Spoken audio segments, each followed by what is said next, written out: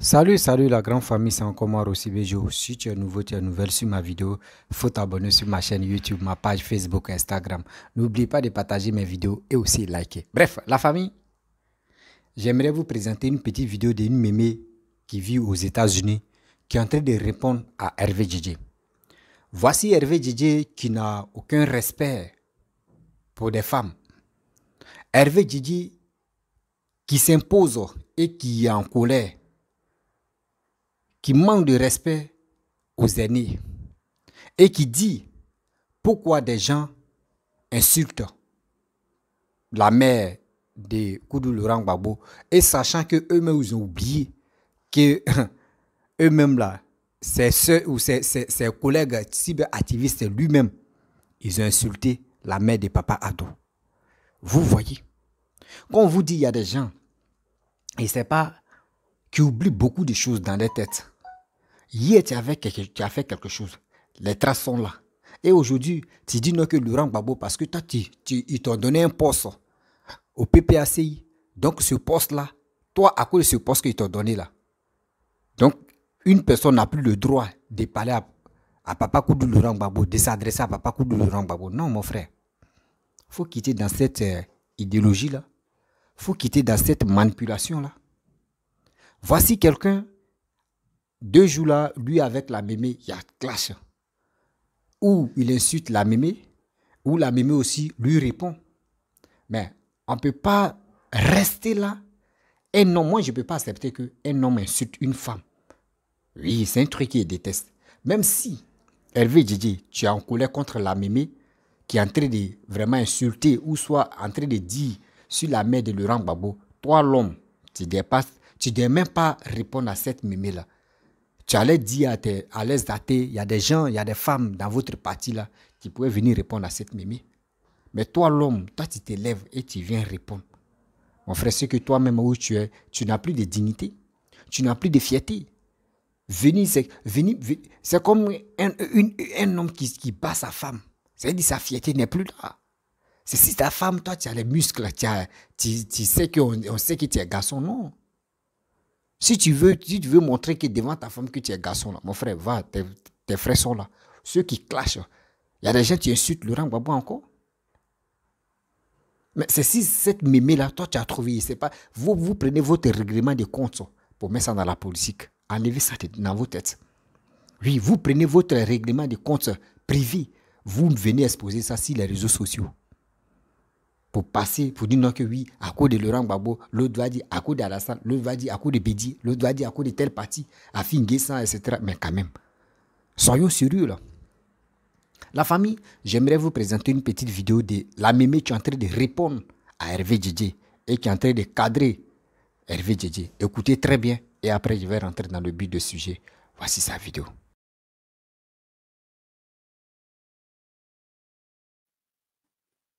Vous savez,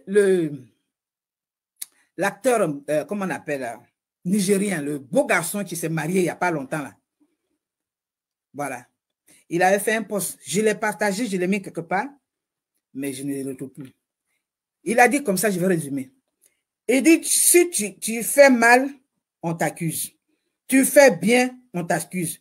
Tu ne fais rien, on t'accuse. Tu fais quelque chose, on t'accuse. Alors, qu'est-ce qu'il faut faire? Fais ce que ton cœur te dit de faire. Et moi, ce que mon cœur me disait de faire, c'était de parler de paix. Toi, tu es venu troubler ma sérénité. Est-ce que sur les sexes, on met cadenas, on se promène avec cadenas sur sexe? C'était une injure. C'était pour dire que j'étais une femme infidèle. Or, l'infidélité vient de celui-là même, de la mère de celui-là dont tu me parles. Donc, je n'allais pas laisser comme ça. Ta mère même qui est en train de... qu'on va arrêter il n'y a pas longtemps là. Bientôt là. Elle vous a eu tous là. Avec qui? Puisque vous n'habitez pas avec le guégué en question. Vous étiez chez Narcisse, son frère, donc chez l'oncle, qui avait pitié de vous.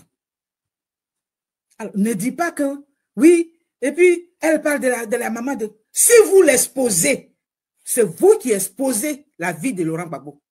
C'est vous qui croyez que Gbagbo est le Dieu et que pour lui, les gens doivent être insultés, les gens doivent être maltraités, les filles de Gagnoua doivent être mises en prison. Et que Stéphane Kipré se promène pour aller escroquer au nom de la Côte d'Ivoire, au nom de cet escroc-là, tous les chefs d'État. Et vous croyez qu'on n'a rien dit? Hein? Gagnoua là est mis à dessein. C'est Dieu qui a puni, qui a mis Gagnoua. Et puis il y a une chanson, il y a une chose. Pendant que j'étais ici, quand j'étais dans ma recherche de paix, dans ma prière de paix, j'ai envoyé un message à Marie-Odette Lourounion. Tu vois, moi quand je parle, je dis des noms. Parce que toi tu dis on m'a dit, on m'a dit. Mais moi, quand je fais, je dis. J'ai envoyé un message à Marie-Odette Lourounion. J'ai dit, je lui ai envoyé ceci. J'ai dit, dis aux gens, aux jeunes, d'aller renverser la statue qui est à l'entrée de Gagnoua, qui fait face à l'hôpital de Gagnoua. Ce n'est pas bon. Moi, je ne suis pas de ceux qui font les révélations. Hein. Mais tu es en train de prier et puis Dieu te donne une image. Et le sens de ma prière, c'était quoi? C'était la libération.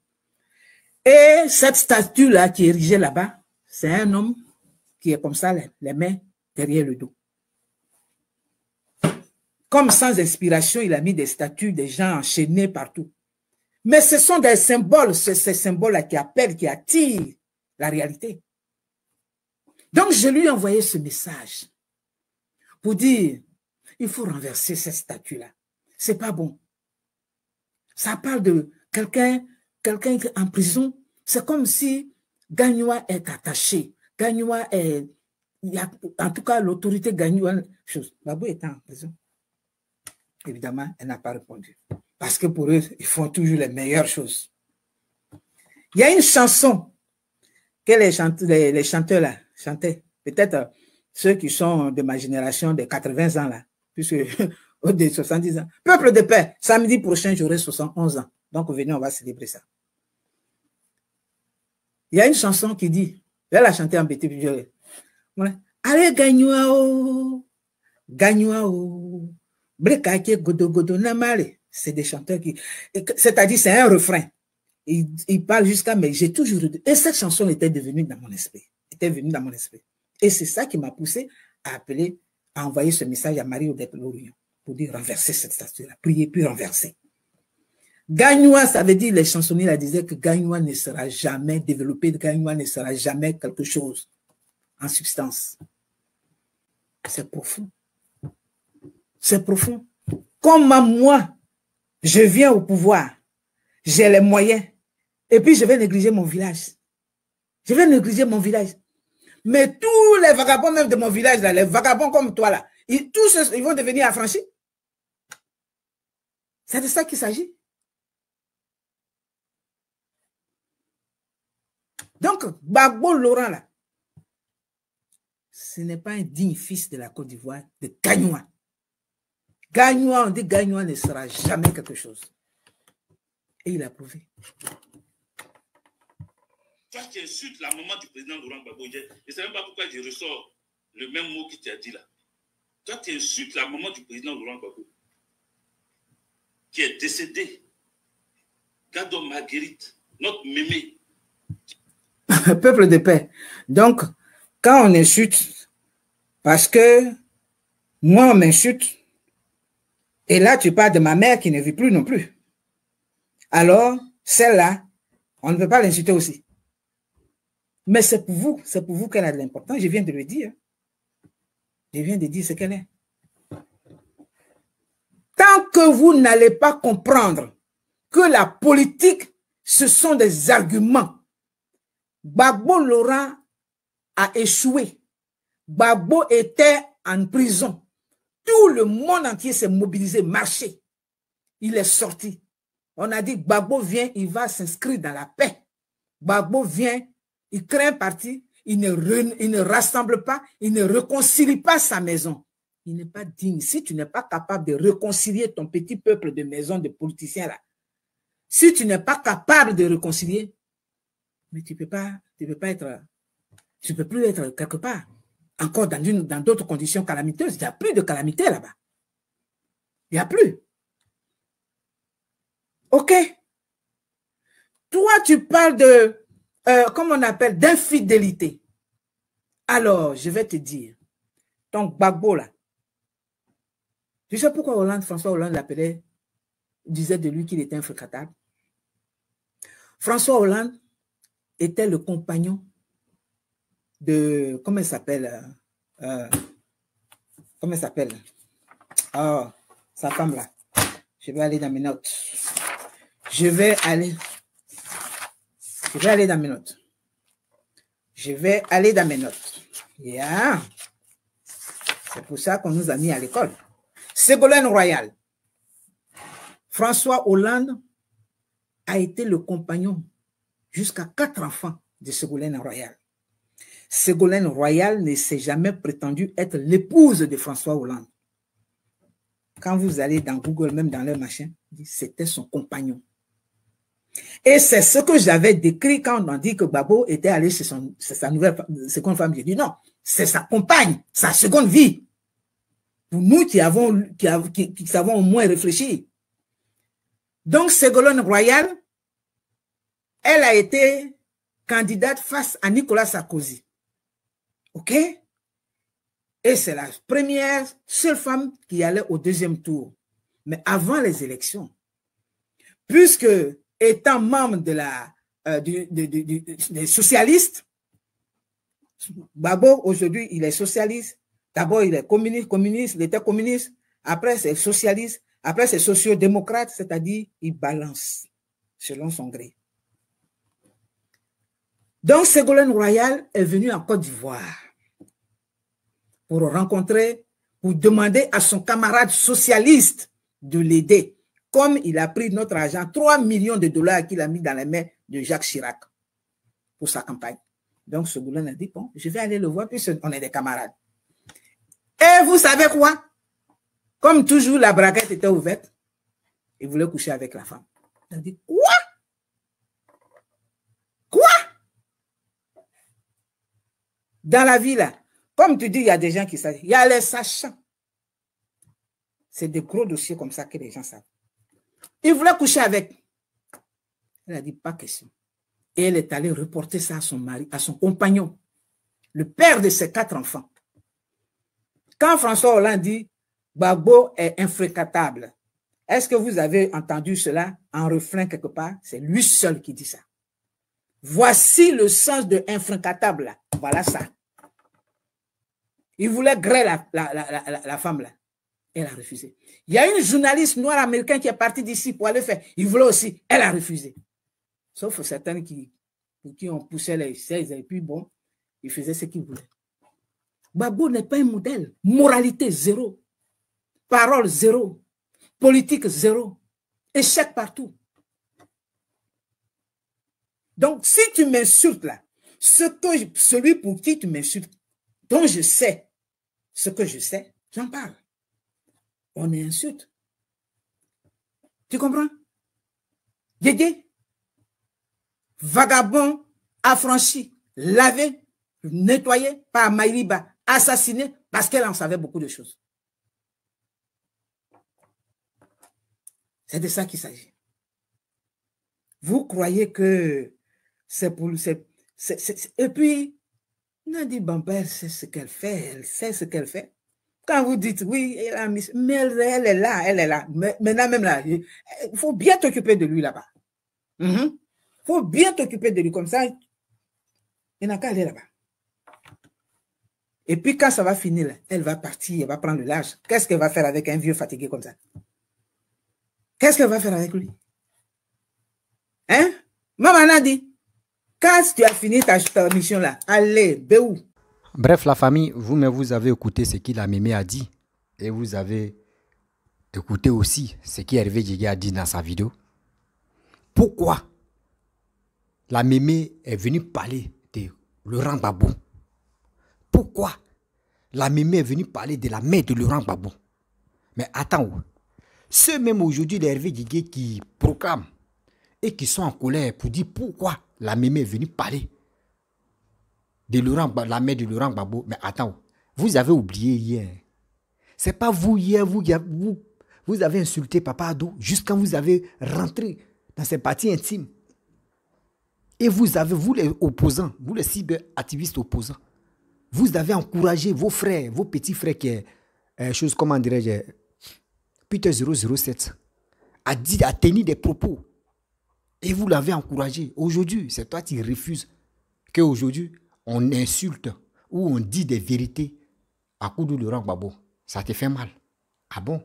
Donc ça veut dire, ceux que vous avez insultés hier, eux là, eux sont bois. Hein. C'est pour vous là, il y a sang qui passe dans leurs veines. Mais apprenons-nous à nous respecter. La chose que toi-même tu ne peux pas accepter. Mais il ne faut pas que tu vas coller cette étiquette-là sur l'autre personne. Oui, l'étiquette que toi-même tu ne veux pas qu'on mette ça sur toi là. Mais arrête de mettre ça, de coller ça sur l'autre. Les injures que toi tu dis non, il ne faut pas, ils vont faire ça à Laurent Gbagbo là. Ben, vous-même là, dites à vos partisans ou dites à vos cyberactivistes d'arrêter d'insulter Papa Ado, d'arrêter d'insulter Charles Blé Goudé, d'arrêter de vilipender des politiciens.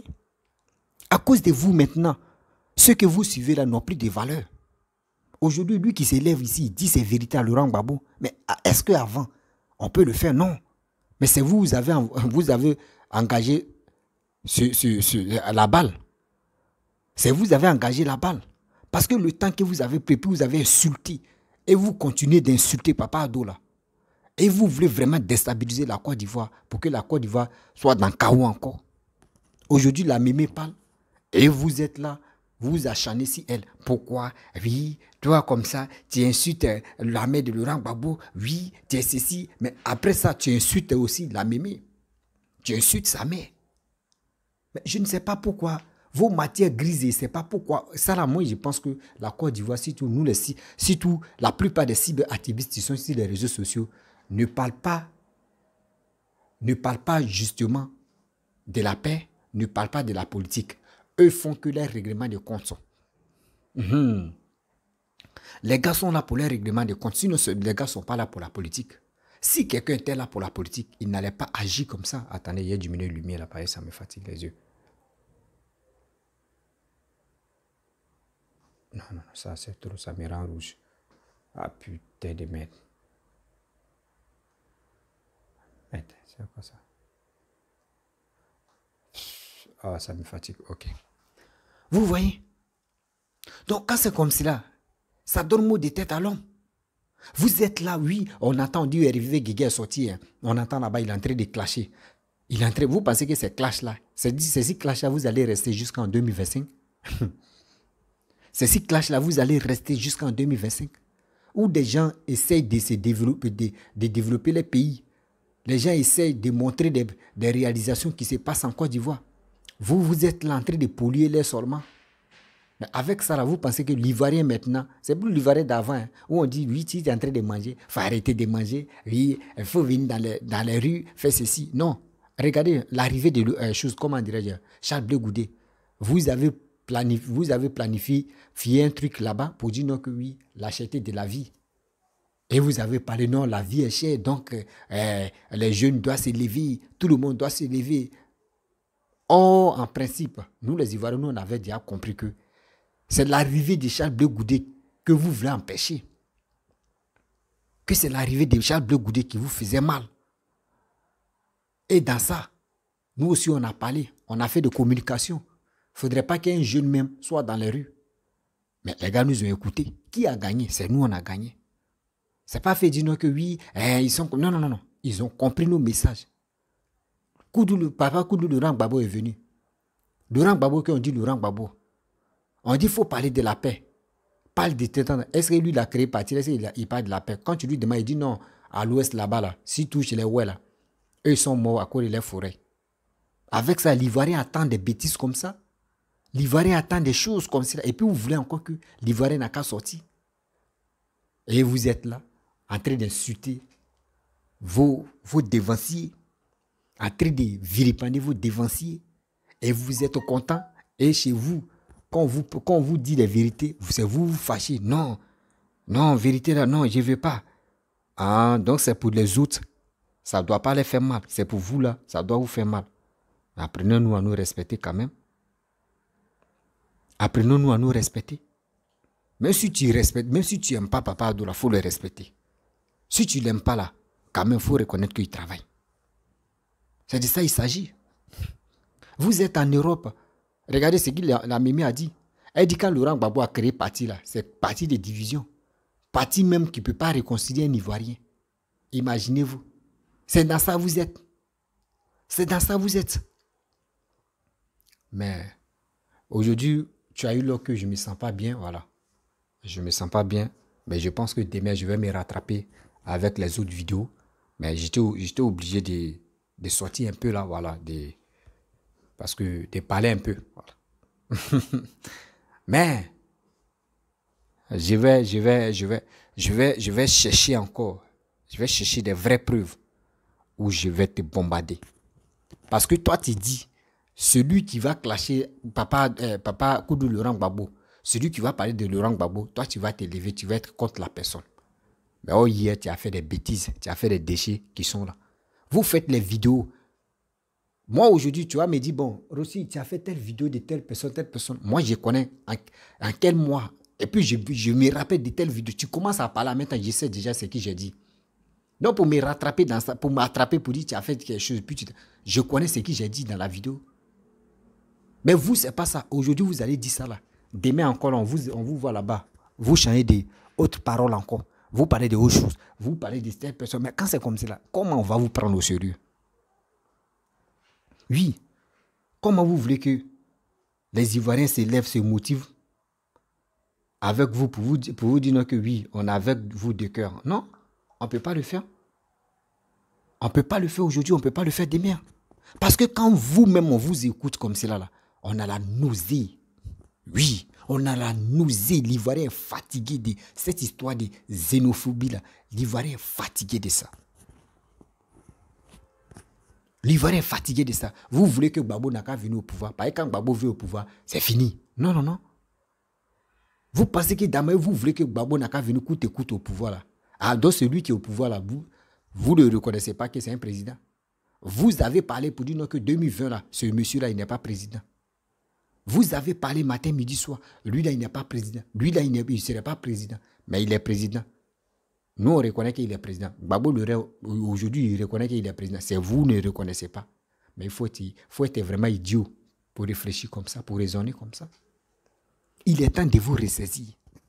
Il est temps de prendre votre destin en main. Il est temps de bien raisonner. Parce que vous êtes là, vous fatiguez vos petits frères, vos petits enfants, de ne pas aller à la compte des bonnes choses qui se passent en Côte d'Ivoire. Et vous les manipulez. Et vous parlez de non, tu es en train d'insulter, tu es en train de faire ceci. Oui, ça là, ça ne me plaît pas. Pourquoi tu vas insulter telle personne? Pourquoi tu as détesté telle personne? Pourquoi tu as fait ceci? Mais c'est une honte. C'est une honte. La famille, vraiment, je ne me sens pas bien. Bon, je ne peux pas être longue dans cette vidéo. Si tu es nouveau, n'oublie pas de partager mes vidéos. Ah, le micro là aussi en train de se gâter. Et Seigneur. Ah. Je suis obligé de l'attacher. Si tu es nouveau, tu es nouvelle sur ma vidéo, il faut t'abonner sur ma chaîne YouTube, ma page Facebook, Instagram. N'oubliez pas de partager mes vidéos. Et aussi, je vous dis, abonnez-vous, likez. À très bientôt. Ciao.